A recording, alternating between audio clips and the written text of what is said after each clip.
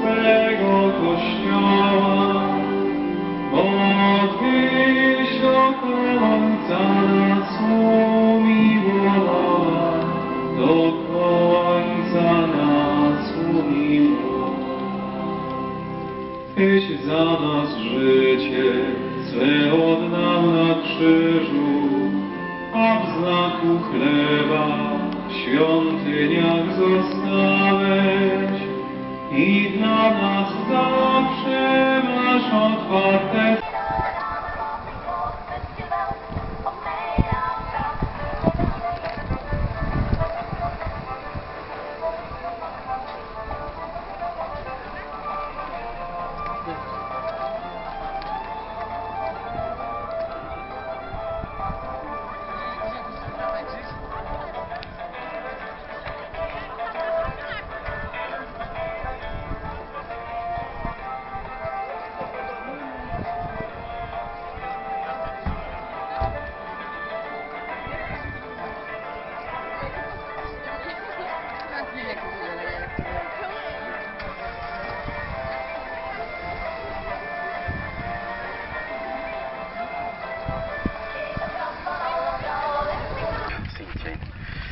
mozognak.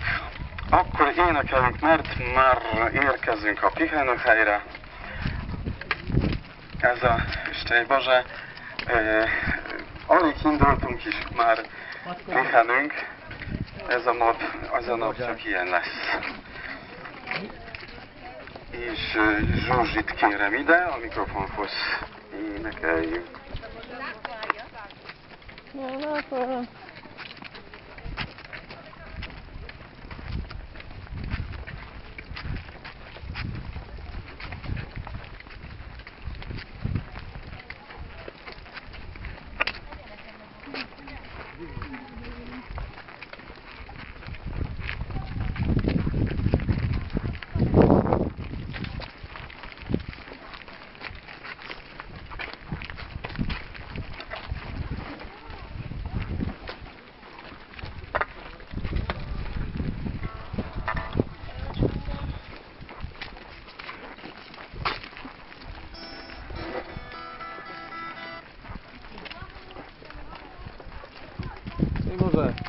Bilal.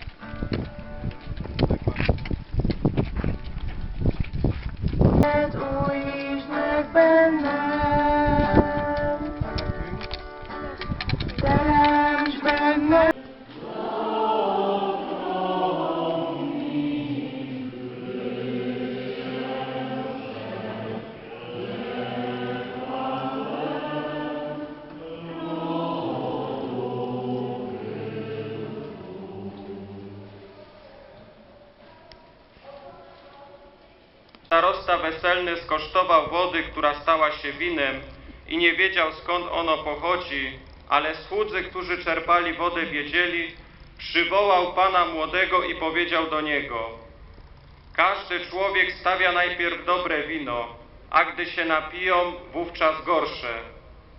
Ty zachowałeś dobre wino aż do tej pory.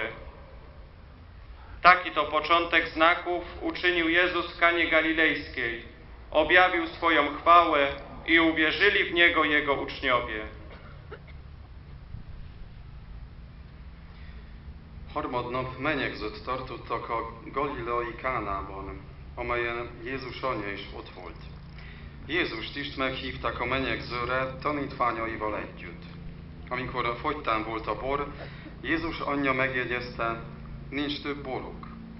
Jézus azt felelte, asszony, a te gondod az én gondom, de még nem jött el az én órám. Erre anyja szólt a szolgáknak, tegyetek meg mindent, amit csak mond.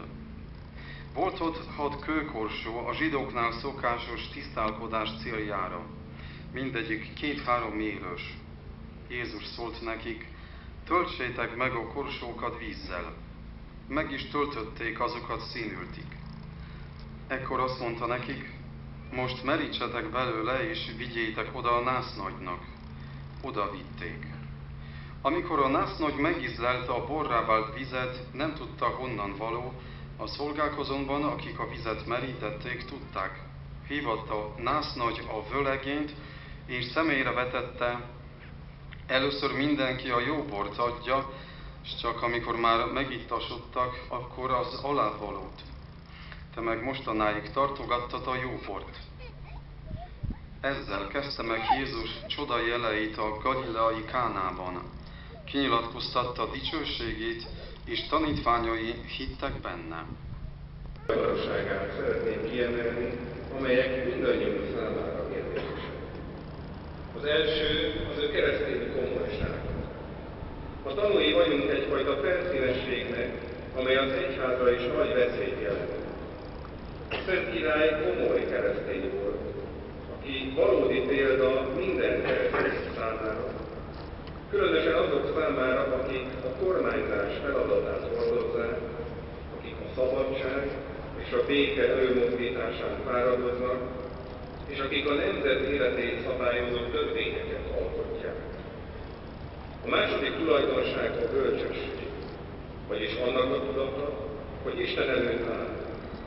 Ebből született az a keresztény hozzáállás, hogy egyedül Istent kell imádni, az embereket pedig őszinte tisztelettel szeretni. Ebből a lelki hozzáállásból származnak a keresztény kultúra gyümölcsei.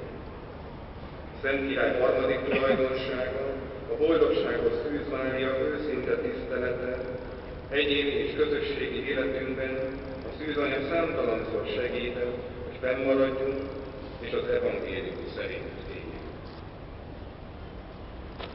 A boldogságos szűzmánya, az irgalmasságban és Szent István király közbenjárásában kísérjen mindannyiunkat az élet utat, adja áldását